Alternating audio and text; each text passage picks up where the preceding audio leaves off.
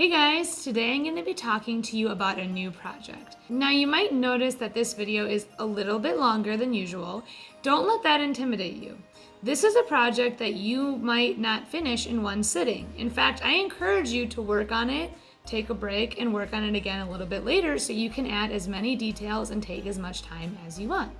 What I'm going to be showing you today is how to draw a 3D city. And this city has what's called a bird's eye view.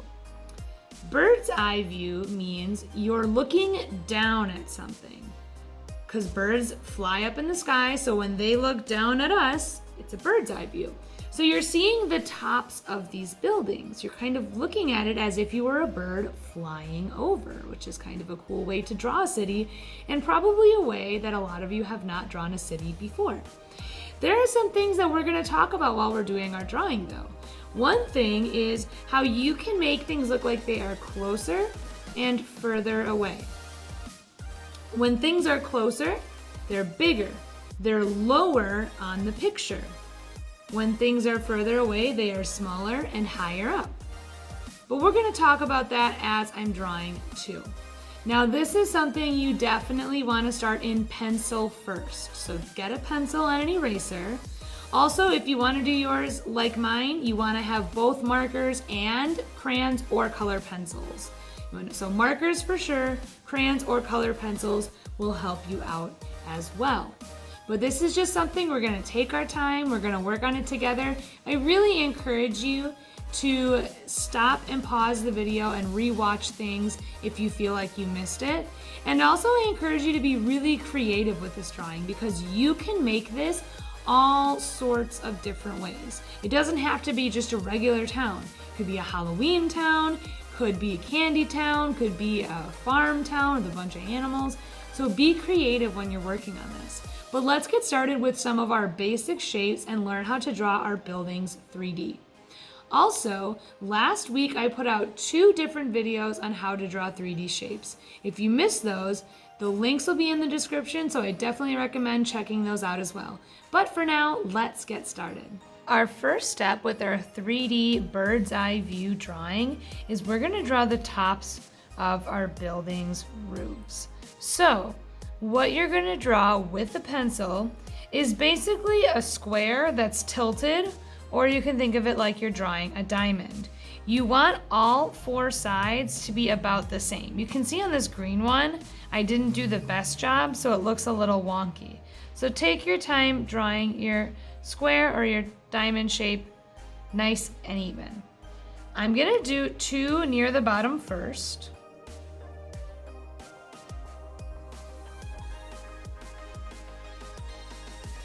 And then I'm going to draw my 2 that are a little higher up. Now you could do 3, you could do 5. You don't have to do exactly 4 buildings. I would say at least do 3, and you can do a few more if you want to. If you do too many, it'll be hard to add details. Something you can do, if it makes it easier for you to make your square, is you could actually start by doing a plus sign. And it doesn't need to be a plus sign that's straight up and down. It can be tilted, and then you make lines connecting the pieces together.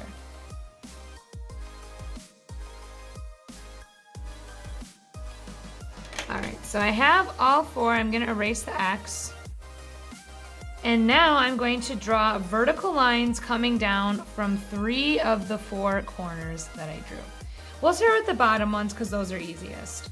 Make a line that goes straight up and down to the bottom of your paper from that corner, this bottom corner, and the furthest one. Do that for both buildings. Now for these ones that are up a little bit higher, you could draw the lines that go all the way to the bottom, but then your buildings are going to look a little strange and you won't have room to make a road or anything like that. So what I would recommend you do is make your vertical lines, but have them stop before they go all the way to the next building or all the way to the bottom. Your middle line is going to go lower than these 2 on the side. The 2 on the side should be the same height, and the one in the middle should be lowest. Then what you're going to do, very similar to the pyramid drawing I showed you last week, is you're going to connect that middle line to these two side lines. It's behind this building here, so I'm just kind of imagining where they would connect. On this one, I'm going to start with my middle line and make that the longest, and then these two side ones are going to be shorter, and the side ones will be the same as each other. And then just connect. So when objects are closer to you, they're gonna, for one thing, look bigger, like these two are bigger. And also, things that are closer will look lower on the page. So these ones that are smaller are also higher up on the page, and you can see the bottoms of them, where these ones that are closer, you can't. Now let's real quick draw a line across the back that shows where the ground and the sky meet. So we have what's called a horizon line here.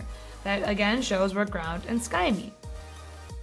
What I want you to do before you go on is I want you to grab your markers and I want you to color each building a different color. Notice how I started on each of my buildings, on the finished one, by doing the top part of the building a solid color with markers. And then the bottom part I only outline the lines I did. It's like when we trace things with a Sharpie, but instead of Sharpie, we're using marker. And we're using different colors. Do a different one for each building.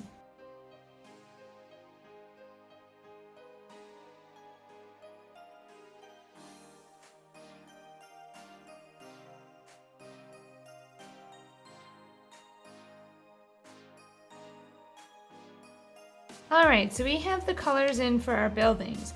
We're not going to color the rest of the building in yet because we need to add our windows and our decorations. So let's get started on those windows. You're probably thinking, how are we supposed to make the windows look 3D to match the rest of the building?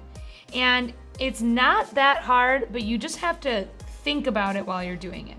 So the most important thing is that all of your windows and doors on the buildings, the sides should be straight up and down, but the tops and bottoms of the windows are going to either be slanted this way or slanted this way.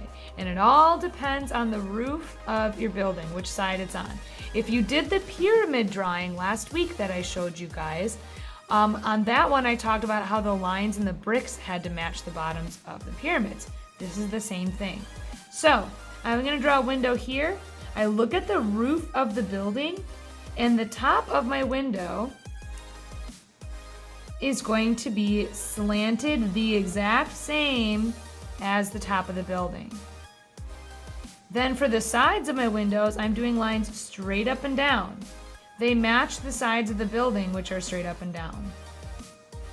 And then the bottom of my window will match that top of the roof. So now I have a window that's three-dimensional. I can do one on the other side. I started with the side this time, straight up and down, but this time I'm gonna match the roof on this side. See, it's slanted the same way. The sides are straight up and down, the bottom is slanted like the roof. If I wanted to add a door, I would normally start by doing the sides straight up and down, but then the top of my door matches the roof. The roof is the same as the bottom, so you can match them that way too. So slanted, straight up and down, and then I could add a little doorknob or something like that.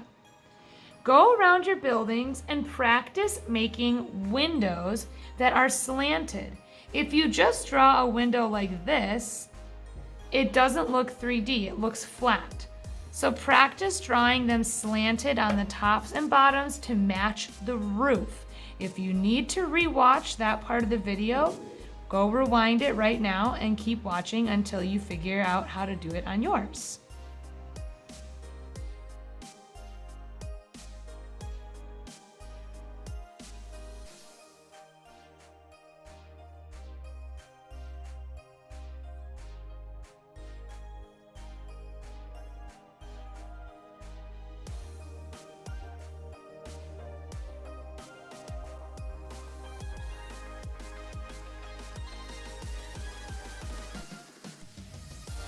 Now that I have my windows drawn in, I would love to add some of these details, but I'm actually gonna work on making the rest of my bird's eye landscape. So for one thing, adding a road through your little town is a great idea. Remember though, when things are further away, they should look smaller, and as they get closer, they should get bigger. So your road should start small near the top and bigger at the bottom. I'm gonna do 2 lines that curve this way.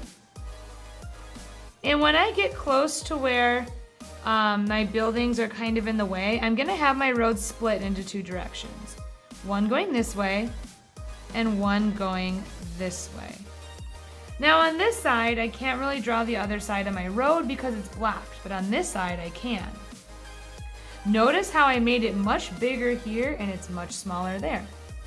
If you want to draw lines in your road, start off with them small, and as you get closer to the bottom, you can make them thicker. See how they're just little thin lines here and they're thicker here. I'm also gonna think about what's happening in my background. You could make your town in the mountains like I did here. You could draw forests like trees. You could draw pyramids. It could be in the desert. It's totally up to you. I'm gonna do mountains again. So I draw some wavy lines that end up in a point, and some are in front, some are behind.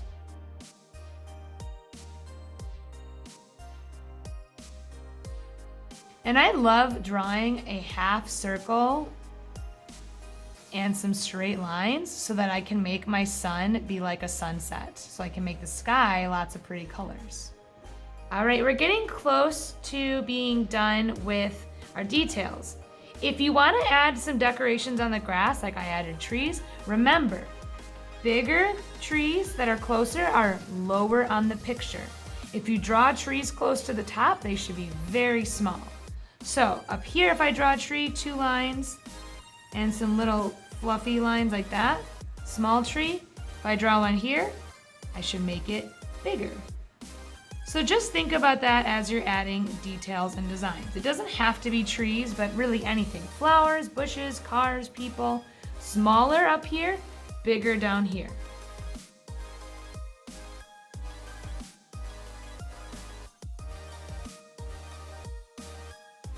Now I'm gonna go through and add different things to my windows. You could add a little flower box at the bottom of some windows, but remember to make it slanted like the window. And then you can add some flowers in the window. You could add shutters on the side, but remember, the tops and bottoms should be slanted. You could add things inside the windows, like I could add down here a little person who's looking out the window. Just go through and add lots of details and make your town interesting. You could add a sign. Anything you want, just take your time and be creative.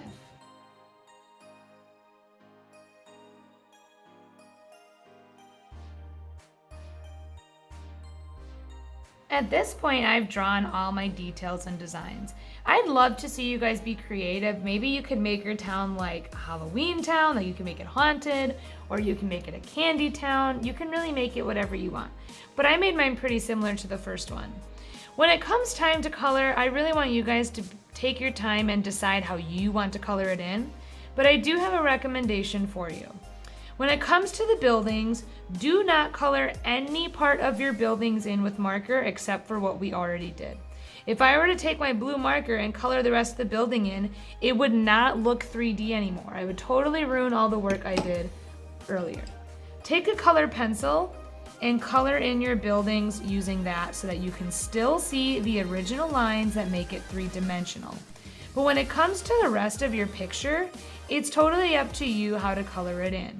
On the original, I did use marker for my lines on the road. I outlined my road in marker, and I outlined my mountains with marker and colored those in. The rest I did crayon or color pencil. You can watch how I color for the rest of the video, or you can just do yours however you want. But take your time. You probably took a lot of time adding your details and designs to this. So why rush now and make it look sloppy? Remember, if you color light, the color is going to look more pale, which is fine if you want it to look that way. If you press harder, the colors will look darker, but it's going to take you much longer. I usually prefer to color things in by pressing lightly, because otherwise I'm gonna have to keep sharpening my pencils or crayons, and it just takes way too long. I might press hard on one or two parts if I really want them to stand out. Also, if you press too hard over the top of your pencil, you're not gonna see the pencil underneath. So it's actually better for you to color lightly when you're working on your little details. Otherwise, you're really gonna erase a lot of the work that you did. I also recommend that you color most of your picture in with crayon or color pencil unless you feel like the part you're coloring in is too hard to see. Because if you color everything in with marker, it's going to be hard to see all your little designs and details that you made. Marker is not a good thing to use if you have a lot of small details in a picture because it kind of just blurs a lot of them out to the point where you can't see them anymore.